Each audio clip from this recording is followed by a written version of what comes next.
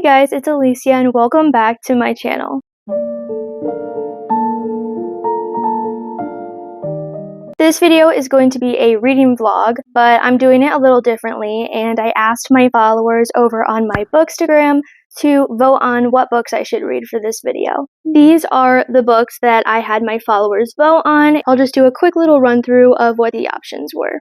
First is The Night Circus by Erin Morgenstern. The second one was The Nature of Witches by Rachel Griffin. The third one was Emily Wilde's Encyclopedia of Fairies by Heather Fawcett. The fourth one was Once Upon a Broken Heart by Stephanie Garber. The fifth one was Divine Rivals by Rebecca Ross. And then the sixth book was Insomnia by Stephen King. I actually put those polls up on my Bookstagram yesterday, and it's been on there for almost a whole day because I wanted as many people to vote as possible. So how I think I'm going to do this video is just reveal who won the first poll, read the book, tell you my thoughts about it, and then move on to the second poll and repeat the process. The first poll that I put up was between The Night Circus by Erin Morgenstern and Insomnia by Stephen King, and I'm a little surprised at the poll results for this one. The Night Circus ended up winning with 86%, and Insomnia only had 14% of the votes.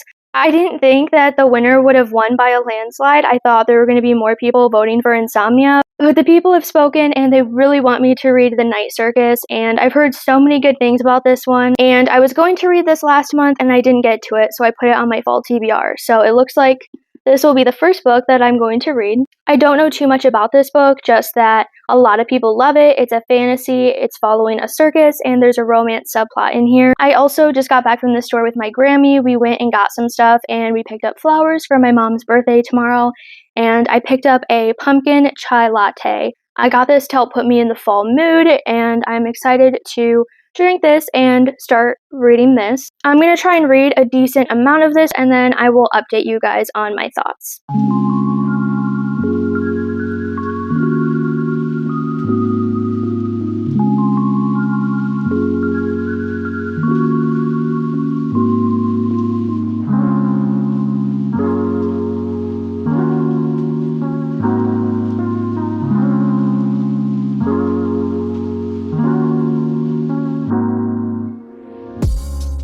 Alright guys, so I just read to page 194. I'm almost halfway through part 2. I was going to do my first update earlier in the book, but I just wanted to read as much as possible today because, like I said earlier, it's my mom's birthday tomorrow, and I just don't want to have to worry about filming a clip tomorrow, so I wanted to get a good chunk in today, and then I will update you guys again on Sunday. So the first thing I want to talk about is the writing in this book. I'm a really big fan of it. It grabbed my attention from the very first page.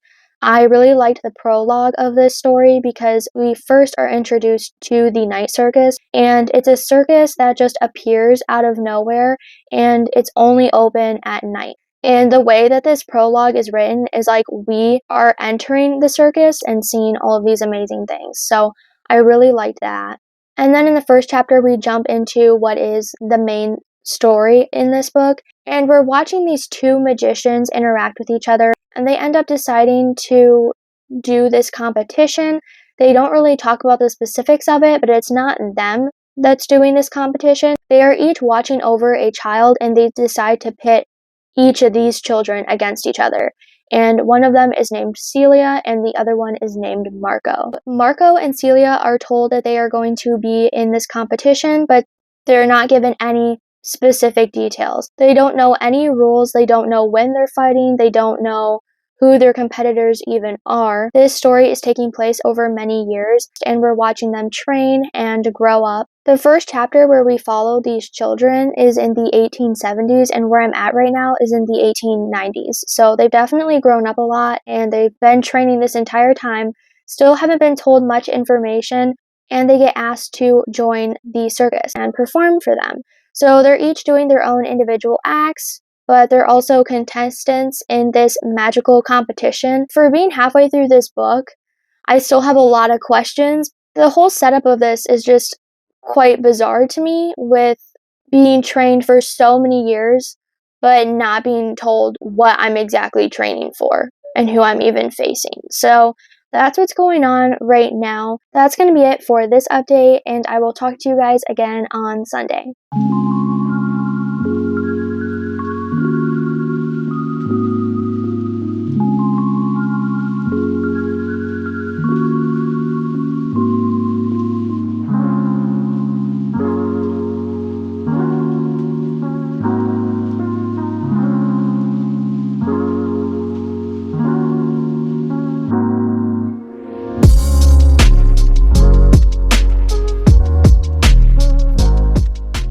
Alright guys, so I just read to part 4. I'm on page 392 now, and it's definitely getting more and more interesting. So yesterday I read to part 3, and then this morning I just read all of part 3, and I'm enjoying this book more and more every time I pick it up. The bit that I just read over the last 2 days is when the romance started to occur, and I'm really liking how Erin Morgenstern is writing this romance.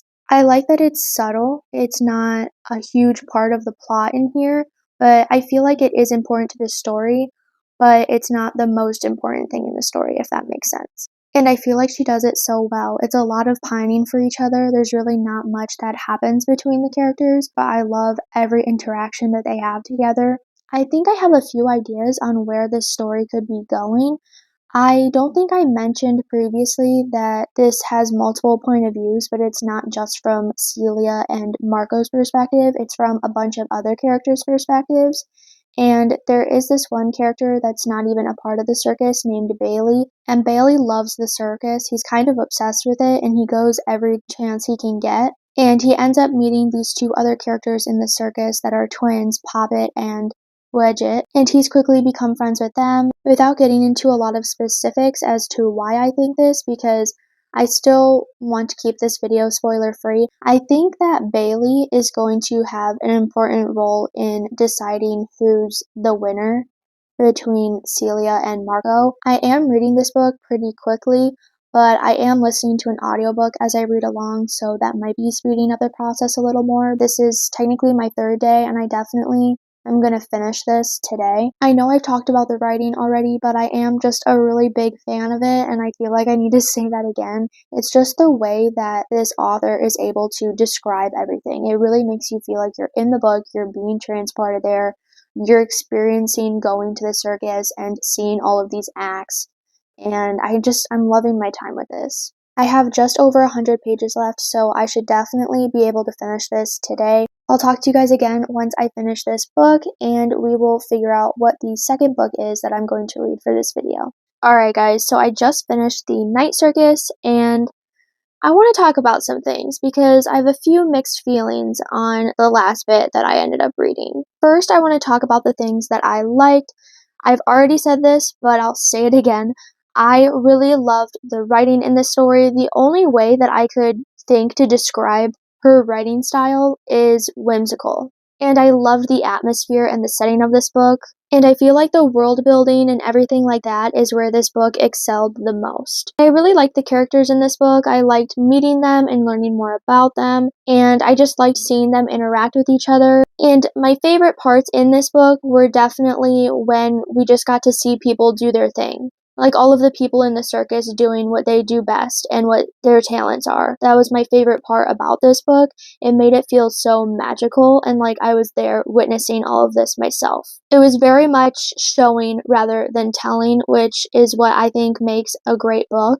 But now I want to get into some of the things that I didn't like as much or disappointed me a little bit.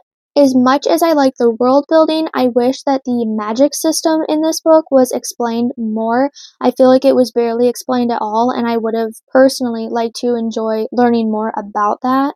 Like I said, I did enjoy meeting all of these characters, but I feel like some characters didn't need to have their own chapters just because we're already following so many people, and some of these characters don't play as big of a role in the main plot of this story. So I feel like those could have been dismissed and the book would have been fine. And there was just quite a few things that were confusing about this book, and not everything gets wrapped up or explained. So there's still some questions that are left unanswered by the end of this, which I'm usually not the biggest fan of. I like being told everything because I don't like having unanswered questions, especially because this is a standalone. It's not like another book's going to come out and more things are going to get explained. And now I want to talk about the ending of this book. In a way, I did end up figuring a little bit out on how I thought this book was going to end. The romance between Celia and Margot was very sweet. I really enjoyed it, and it ended up playing a bigger part into the plot than I was expecting it to. And I don't want to get into spoilers, so I can't really fully explain what it is that annoyed me about the ending of this book, but if you read the synopsis of this and it explains to you what's supposed to happen in this book and how this is supposed to go down in the ending, I personally was expecting this giant build up to this amazing ending with all these things that were going to happen, and it just felt very lackluster to me. Again, if you read the synopsis, you're going to expect that things are going to go a certain way, and it's just not going to. I don't really hate the ending. I enjoy how it happened because I feel like the ending could have been very different, and I'm not upset about it. I'm just upset that this was advertising as some sort of big grand finale to this book, and I didn't get that. And that's what I was the most excited about, honestly, before getting into this book and learning what this story was going to be about. That's what I was looking forward to the most. So after saying all of this, I'm giving this book a 4-star rating because as much as I enjoyed my reading experience, I just was left with a lot of questions and felt let down with the ending of this book. Personally, if I could reread this book again, I would have never read the back of this book, and this probably could have been a 4.5-star read for me. So if you're only listening to what I've said, you haven't really heard anything about this, and you're still intrigued by it, I would definitely give it a chance and pick it up because I think you're going to love this. I just don't want you to set yourself up to possibly be disappointed by the ending because of what's described on the back of this cover. So our first book is done with, and now it's time to figure out what book won in the next poll. In my second poll, I put The Nature of Witches by Rachel Griffin against Emily Wilde's Encyclopedia of Fairies by Heather Fawcett. Emily Wilde's Encyclopedia of Fairies ended up winning with 63% of the votes, and The Nature of Witches only got 37% of the votes. I'm not too surprised with this result because this book I see a lot on people's spooky book recommendations or book recommendations for the fall time, but I don't see a lot of people explaining what this book is about, and a lot more people are talking about this, and it could be because this one came out more recently, so that could be a reason why, but I just feel like overall I hear more about this book.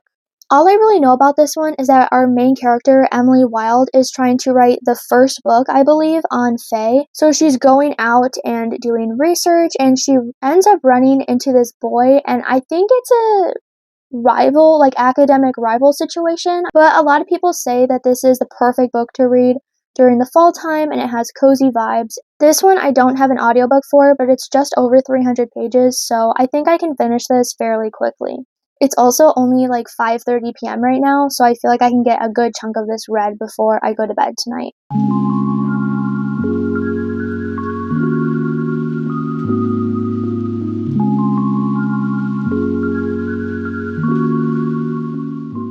Alright guys, so I just read to page 66. I'm not too far into this book. I think it would be around 20%, not exactly 25% of the way through. But I'm enjoying my time right now. Heather Fawcett is doing a good job with descriptions and describing the environment that our main character is in and setting differences between all the different kinds of fairies in her description. So I am enjoying that, but this is definitely reading slower than I thought it was going to, mostly because of the way that this book is written. For part of it, it reads like journal entries, like we're reading her encyclopedia that she's writing, and then other times it feels like just a normal story. It's definitely different. I don't think I've read a book that's been written like this in a while or at all because I can't really recall a book that reminds me of this. This book is actually taking place in the 1900s, which I wasn't expecting. I thought it was going to take place more in present time. But our main character is Emily Wilde. She's a professor, and she's traveling with her dog Shadow as she is trying to do research to write the first encyclopedia of fairies. Specifically, she's working on her last chapter for the Hidden Ones, which is a species of fairy. and it's really hard to get information on this specific species. So she's really determined to have this in her book, and she feels like it's only right to have a section on the hidden ones. So she's at this place with her dog. It's in this like winter setting, this island somewhere. And right now she's just getting to know the locals a little bit. She doesn't try to engage with the locals very much, but we do see her interact with them. And she's had a few interactions with some fae already, so that's been fun to read about. And we also find out a little bit about 𝑻𝒊𝒏𝒌𝒔. He's actually brought up within the first few chapters of this book, and it seems like they're actually co-workers, and she actually receives a letter from him while she's staying there, which she seems annoyed about. So from what I've gathered, they kind of have this friendship situation going on, but more so he views it as a friendship, and she's just more so annoyed by him. And I think most of that is because he gets a lot of his work featured in places and getting awards, and it's getting pushed more than her work. So that's where the academic rival trope comes into play. And for this first time of him being brought up, she actually mentions that she has this theory that he might be part fairy because of how he acts. A lot of the things that he does are traits that fae have. For example, he tries to avoid touching metal. So there's this theory going on, which is kind of funny and interesting. So I'm not really sure if she's going to be right about that. And then where I just ended, he actually shows up where she's staying unannounced with two of his students and starts telling her that he's been chosen to be featured at this international convention to speak about his findings, but he wants her to speak with him. So he's trying to convince her to do this with him. But that means she's going to have to leave way sooner than she originally planned. So she's kind of debating on whether she should do that or not, and that's right around where I ended. It's not too late, so I still think I can get a good amount of reading done. I think I'm going to try and get a little over halfway before I update you guys again.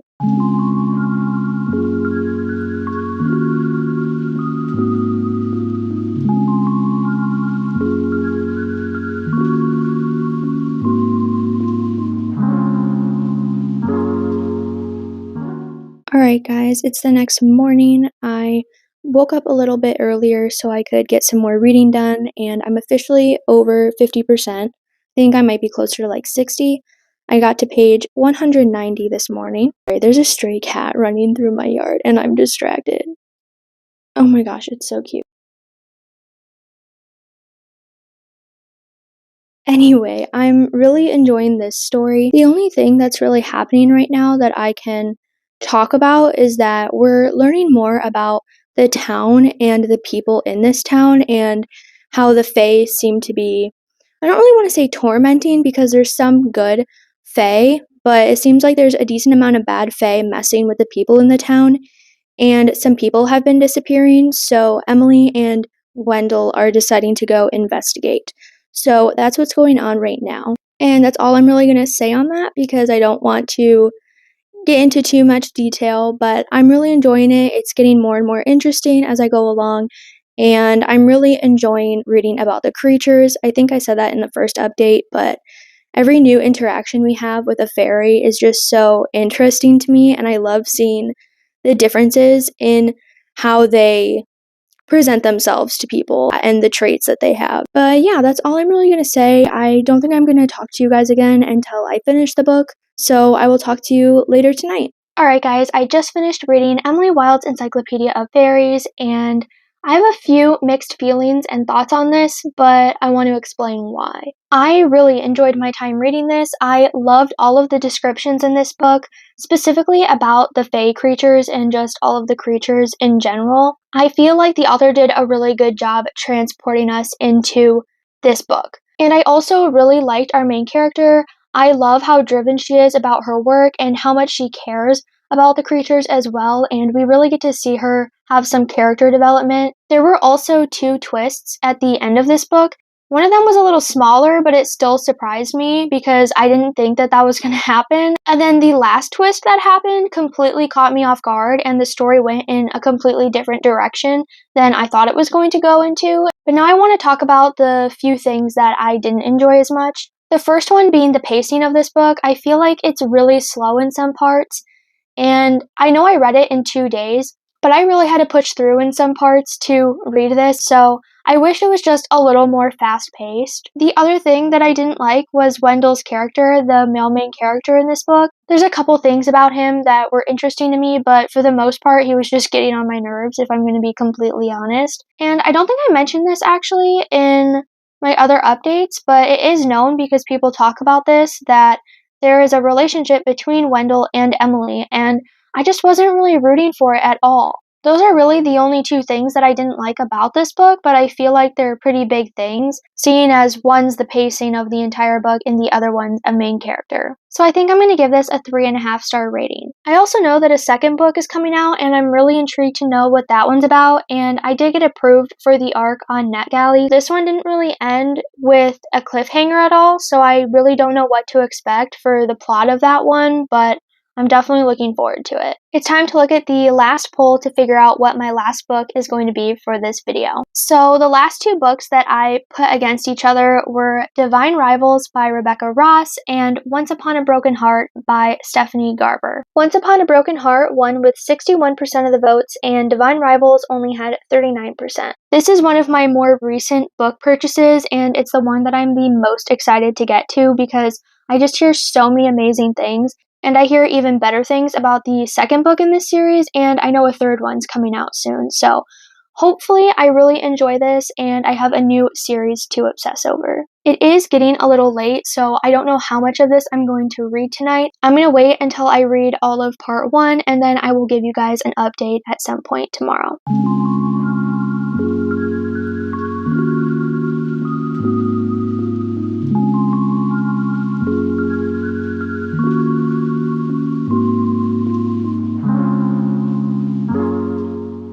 Alright guys, so I actually ended up reading a lot more than what I originally said I was going to. Last night I read all of part 1, and I just wanted to start reading this book again as soon as I woke up, so I just got to chapter 27, which is page 175. I'm absolutely loving this book so far. I was hoping I was going to like it, but I didn't think I was going to enjoy it this much. In this book, we're following our main character, Evangeline Fox, and she's recently found out that the boy she's in love with is supposed to get married to somebody else. So she decides to go looking for these fates, and she ends up meeting one and strikes a deal with him, and she asks him to put a stop to this wedding, but it quickly backfires on her. There's really no build up to this story, and we're just thrown into all of this from the very first page, which honestly I really liked that. Everything that I've already described about this book is the synopsis on the back, but I will say that in this deal that she ends up making, she ends up getting 3 heart-shaped scars on her wrist, and she had to agree to kiss 3 random people of Jax's choosing in order for him to put a stop to this wedding. So she basically got tricked, which is a common thing when you make deals with fates, so now she's kind of stuck having to fulfill her end of the bargain. I still have no idea what to expect with where this book is going to go, but I'm really enjoying it and loving my time. I'm just about 40% into this book already, and I've only been reading it for a couple hours now, so I definitely think I can finish this today. I'm gonna get back to reading this book, and I will talk to you guys again once I finish.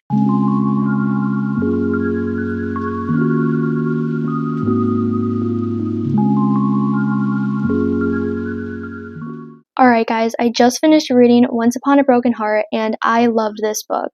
I thought the story was really captivating. I felt like it was really easy to get into this story, especially since it's a fantasy book. I also really liked the characters in here. I thought they were all really interesting, especially Jax. He's probably my most favorite character, just because there's a lot about him that we still don't know, and I really want to know more about him. And I don't know, I just didn't expect this story to go in the directions that it went, which I feel like that's always a good thing because it always keeps you on your toes and wanting to keep reading. So I feel like I did a really good job with that and keeping me engaged. And even though I'm reading books pretty fast, I would still argue that this is fast-paced because I just feel like everything flows together very well. I'm going to give this a 4-star rating. The reason I'm not giving this a 4.5 or a 5-star is just because I didn't really get that feeling that I usually get for my 4.5 and 5-star reads, so that's why I'm giving it a 4 stars. I still really enjoyed my time with this one, and I'm definitely going to buy the second book in the series to figure out what happens next. That's going to be it for this video. I really enjoyed my time with all of the books that I read for this. I really want to do another reading vlog like this where I have my followers vote on my reads again. I might even do one where I read your guys' specific book recommendations because I feel like you guys all have really good book taste because all of these were really good. The sun is starting to go down, so the lighting's going to be a little weird, but thank you guys so much for participating in this. I had a lot of fun filming this. Don't forget to hit that like button and subscribe to my channel if you want to see more videos from me, and as always, I will have my links down below for social media. I have a Bookstagram and a TikTok account. I hope you're having a good day whenever you're watching this, and I will see you in my next video. Bye!